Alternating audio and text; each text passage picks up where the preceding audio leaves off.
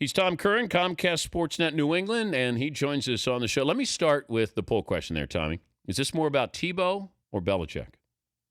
You know, I had the pleasure of listening to your preamble, and after you posed the poll question, I thought you made an excellent point, because this is really the last roundup for Tebow if Bill Belichick cannot extract some relevance from the player.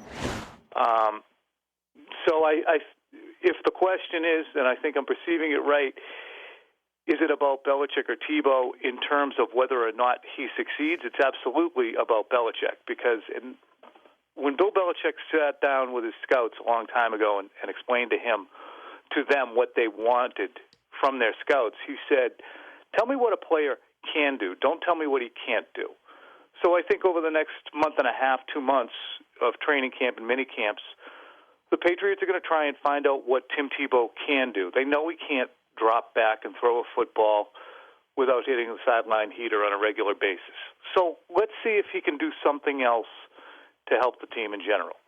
Well, I'm also trying to figure this out of when this started to percolate. Any hint that this was coming?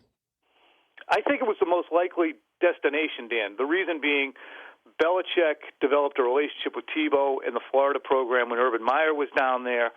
They had a good pre-draft visit with the Patriots, brought Tebow in. Belichick and Tebow were seen out dining together. That never happens, by the way, that Bill Belichick would be out dining with a prospect in the north end of Boston, visible for all to see. So at that point, I said, you know what, he's doing this kid a favor, and he's doing Urban Meyer a favor in 2010, because I felt as if, Tebow at that point was the conjecture about, is he going to be a fourth-round pick, a fifth-round pick, a second-round pick?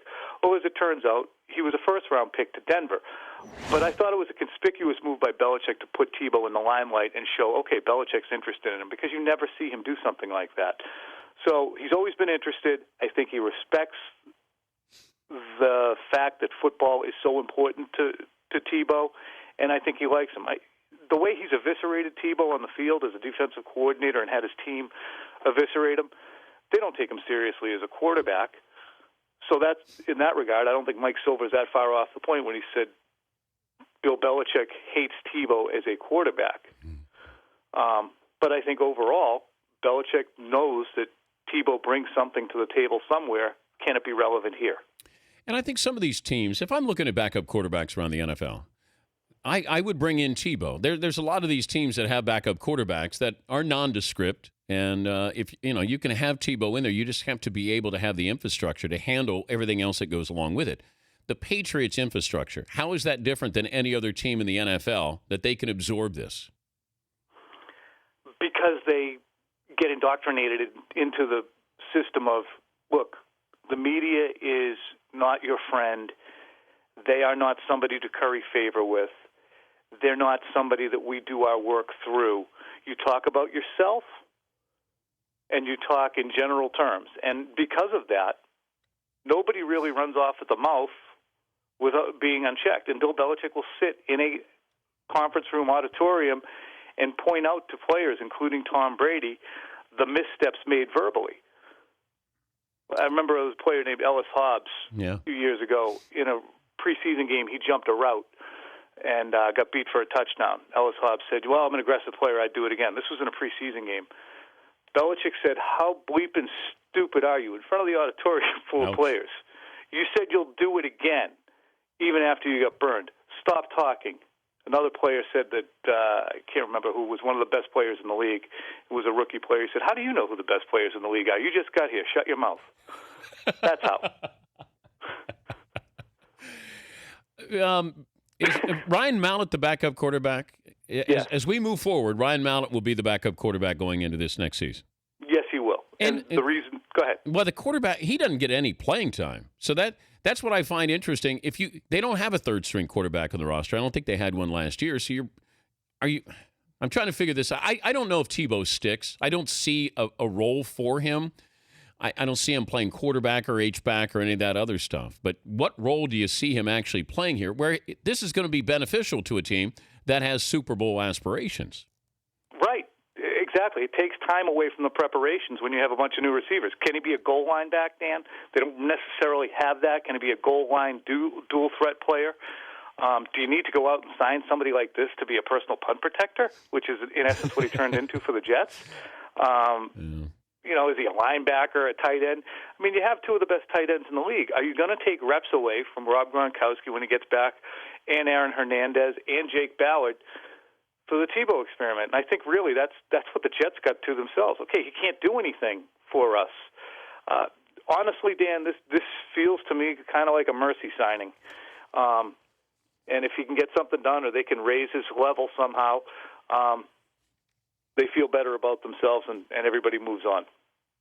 A mercy signing? Come on, Tom. I swear. I mean, the rosters are at 90 guys. I mean, if you dawdled by and made a couple of good jokes, I mean, Belichick could slap a uniform on you just to be entertaining for a week or two. I can throw better than Tebow. I know that. You got the overhand down.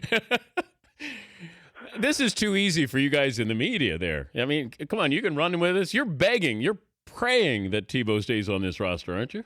Well, think about it. I mean, do I want to talk to Gronk about his infected arm? Well, wait a minute. Didn't Gronk, didn't he say he wanted to take Tebow's virginity? Didn't he joke about that? I did. Oh, that's a sitcom in and of itself, yes. is it not? Yeah, but Just slap those two right in a condo together and let the cameras roll. Rob, where are you going? It's 2:30. Tim would be praying for Gronk when he went out on the town. Oh, jeez. Rob, did you see where that girl just came from? Oh, no. How do you think Brady's, what do you think he has any opinion on this at all? I think he's ambivalent. I mean, he's seen the sideshows that come in. And that's the interesting thing about the Patriots and Bill Belichick. They will sign these sideshow situations, whether it's Ocho or Albert Hainsworth or, you know, he wasn't a sideshow because he was a valuable player, but there was a sideshow that came along with Randy Moss. Yeah. You know, I think it's chum in the water for the media, and sometimes I think Belichick might say, okay, well, at least it gets him off our back for a few days. Oh, I know you got a busy day. Good to talk to you again. Thank you, Tommy. All right, Dan. Take care. All right, Tom Curran, Comcast Sportsnet New England. Oh, man. If they would ever do Hard Knocks, you put Tebow with Gronkowski. Just those two. Let them room together. How good would that be?